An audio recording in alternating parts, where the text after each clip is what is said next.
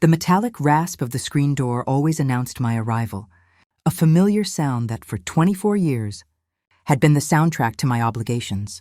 I was standing on the porch of the house where I grew up, a sprawling, two-story colonial in a well-established suburb of Atlanta. It was a house that looked like prosperity but functioned like a gilded cage. My name is Olivia. I'm a surgical resident, perpetually exhausted. Yet I still drove the 45 minutes out of the city every Saturday to help out. Today's errand was simple: drop off the groceries. I'd paid for and checked the mail. My father, Arthur, was waiting on the sofa, remote in hand, a picture of weary, middle-aged leisure.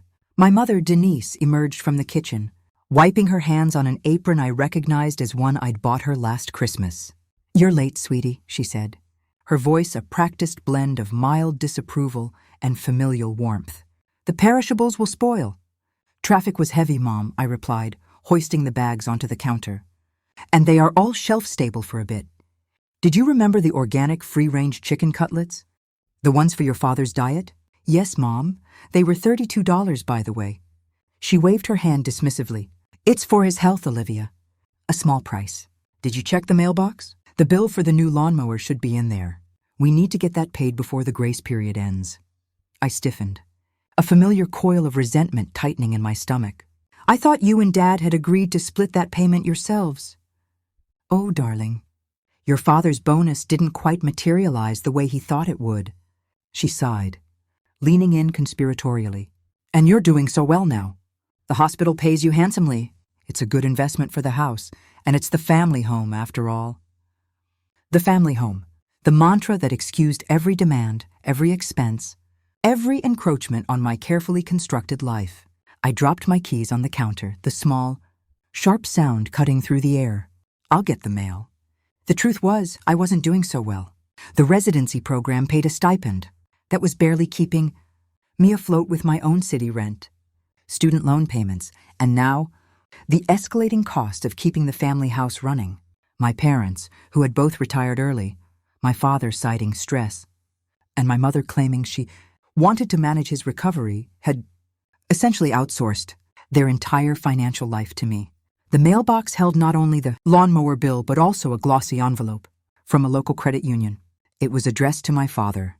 I almost left it on the pile, but a faint cold curiosity made me pause. Sliding my finger under the seal, I pulled out a pre-approval letter for a home equity line of credit, HELOC. The maximum amount listed was $150,000. I scanned the document, my heart beginning to hammer.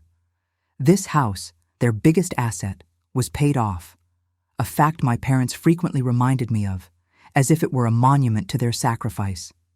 They had no need for a HELOC unless they had a plan that involved a debt they wouldn't have to repay.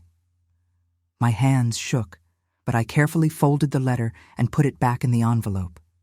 I knew the danger of confronting them without proof, without a strategy. I walked back inside and placed the mail on the dining table. "Everything there?" my father asked, not taking his eyes off the football game. "Just the usual," I managed, my voice even. I stayed for another hour, listening to my father complain about his back and my mother detail a neighbor's failing marriage. They painted a picture of two vulnerable, financially struggling seniors who desperately needed their successful daughter's aid. I nodded, offered a few suggestions, and then excused myself, citing an early call at the hospital. Driving back to the city, the beautiful tree-lined streets of the suburb blurred. The thought of the HELOC, the $32 organic chicken, the $20,000 I'd paid last year for a new roof they called a necessary family expense, all coalesced into a single ugly truth. I was an open-ended ATM, not a daughter. My grandparents, bless their practical Midwest souls, had instilled in me the value of independence. "Always have your own money, Olivia," my Grandma Rose used to say. "It's not just currency, it's freedom." I had internalized this, working 2 jobs through college and medical school, driven by the fear of ending up dependent. It was a cruel irony that I had spent years gaining financial freedom, only to voluntarily give it away to the very people who should have been my safety net. That night, I opened my laptop and typed the name of the only person who understood the messiness of family ties and financial boundaries. Anya Sharma, SQRN, a highly recommended estate planning and property lawyer. I didn't want to hurt them, but I needed to build a wall, brick by legal brick. The following Tuesday, I had a brief, urgent window between a rotation and a compulsory lecture. I called my mother, ostensibly to check on my father's back pain. "How's the back, Dad?" I asked when my mother answered. "Oh, it's a trial, Olivia. Your father needs his rest. The doctor said no lifting, no unnecessary strain," she whispered into the phone, the martyr tone thick in her voice. "Understood. Just wanted to check in. I have to run, Mom. The lecture is starting." "Wait. Did you remember to transfer the money for the cable bill? It's due tomorrow and I don't want a late fee." "I'll transfer it now," I promised. My fingers already flying across my banking app. I heard her exhale. "Good girl. Thank you, sweetie. You're our lifeline." She didn't hang up. I heard the distinct sound of the phone being placed down on a wooden surface. A pause. Then, my father's voice, clear and loud, devoid of the weary invalid tone he'd used with me. "Is it done?" "Yes, the cable is paid," my mother replied, her voice now sharp and brisk. She fell for it again. The poor Arthur act always works. My blood ran cold. I pressed the phone tighter to my ear. "She's so predictable," my father scoffed. "Did you mention the trip? I want to book the tickets for Costa Rica before the rates go up." "I'll do it tomorrow. We can put the deposit on the new visa. We still have to broach the subject of the HELOC with her, Arthur." "Easy. We tell her it's for a necessary high-interest home repair. A busted pipe. We need the cash now, and she can cover the payments since she's so financially stable." He paused, and I heard a dry, bitter laugh. "She'll agree. She's too scared to say no. Honestly, I don't know why we had her go into medicine. The debt is a headache, but the money is worth it. It's finally paying off." My mother chuckled. "It always takes longer than you think. But yes, she's a good little worker bee. Just keep telling her it's for the family." The click of the phone finally came. It was a clean, sharp sound. But the words echoed in the space my heart used to occupy. Worker bee. Paying off. It wasn't just about money. It was about the devaluation of my entire existence, my career, my sacrifices. My years of feeling guilt, of being told I owed them, was simply a sophisticated strategy of emotional manipulation. I sat in my empty apartment hallway, the phone still warm against my ear, and didn't move for what felt like an hour. The realization was not a sudden explosion, but a cold, final clarity. They weren't struggling, they were scheming, and I was the key to their comfortable, early retirement. I didn't call back, I didn't send a furious text. I let the silence settle, allowing the anger to burn away the old layers of guilt until only resolve remained. I reached for my laptop and sent a single, concise email to the attorney. The meeting with Anya Sharma was conducted over video call. She had kind, no-nonsense eyes and listened without interrupting. "Olivia, I need you to understand two things. Legally, you are an adult. You have no legal obligation to financially support them unless they are deemed legally incompetent, which they clearly are not. Secondly, the money is gone. Do not focus on what you've spent. Focus on what you can protect." I told her about the HELOC letter. "That is the key," Anya said, nodding. "The moment they take on a significant new debt against the house, they will need a steady stream of income to service it, which means relying even more heavily on you. We have to beat them to it." Our plan was ruthless in its simplicity and designed for maximum legal effectiveness with minimum emotional fallout on my end. I immediately updated the passwords on all my financial accounts. I disconnected the joint credit card my mother had insisted was easier for family expenses. I set up automatic transfers for my own necessities and blocked all electronic transfers to my parents' accounts. If they needed money, they would have to ask me directly, forcing an uncomfortable, impossible conversation. Anya instructed me to create a detailed log of every major expense I had paid for the family house over the last 3 years: the roof, the HVAC repair, the car payments, the medical bills. It wasn't for reimbursement. It was to counter any future claim of familial debt or obligation they might make. This was the most critical move. The house was paid off, a clean asset. Anya advised against selling it immediately, as a sudden sale could trigger an emotional and legal panic that would be difficult to manage. Instead, we would use a more tactical maneuver. We drafted a revocable trust, naming me as both the grantor and the primary beneficiary. The house would be legally transferred into this trust. Why a trust? I asked. It accomplishes several things, Olivia. It shields the property from potential creditor claims, like a sudden HELOC they might take out. It makes any attempt by them to take on a loan against the house significantly more complex, often requiring the trustee's signature, which is you. More importantly, it removes the house from direct, visible ownership, making it harder for them to use it as leverage in casual conversation. The paperwork was signed and filed within a week.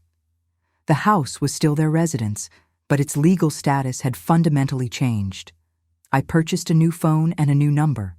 I created a new email address, shared only with Anya, my boss, and 2 trusted colleagues. I was, effectively, building a digital escape route.